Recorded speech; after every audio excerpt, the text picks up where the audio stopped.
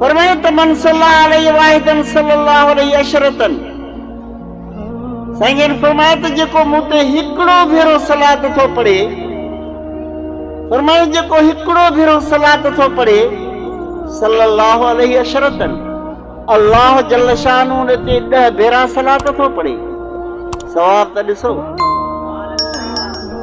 ज़िंदगी त अलाए छा आहे मुंहिंजा ख़बर कान्हे, अलाए कहिड़ो लम्हो, अलाए कहिड़े वक़्तु नेके जा लफ़्ज़ अल्लाह साईं वटि क़बूल पइजी वञनि, मुंहिंजे ऐं तव्हांजे छोटकारे ऐं निजात जो ज़रियो बणिजी वञनि।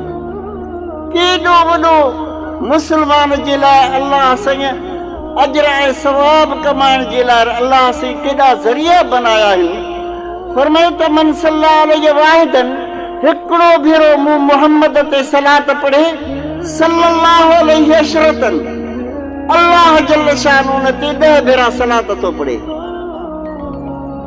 वकतब लहू 10 हसनातिन, अल्लाह साईं उन जे लाइ 10 नेकियूं थो लिखे उन जे दफ़्तर अमाल में। वहत अनहु 10 सय्यातिन, अल्लाह उन जे दफ़्तर अमाल मां 10 गुनाह मेटे थो छॾे। अंदाज़ो लॻायो त हिकिड़ो भेरो सलात जो अजर छा आहे।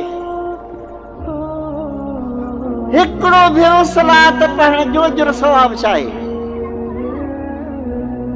सल्लल्लाहु अलैहि अशरतन, फरमायो त अल्लाह साईं उन ते 10 भेरा सलात थो पढ़े। वकतब लहू 10 हसनातिन, अल्लाह साईं उन जे लाइ 10 नेकियूं थो लिखे। वहत अनहु 10 सय्यातिन, अल्लाह उन जे 10 गुनाहनि खे मेटे थो छॾे दफ़्तर अमाल मां। 30 अजर ऐं सवाब इहे थिया। हिकिड़ो भेरो सलात सां सभु मोहब्बत ऐं अक़ीदत सां चओ सल्लल्लाहु अला मुहम्मद व आलिहि व सहबिहि वसल्लम। आवाज़ त कोन थो ॿुधिजे, बुलंद आवाज़ सां मोहब्बत सां चओ सल्लल्लाहु अला मुहम्मद व आलिहि व सहबिहि वसल्लम।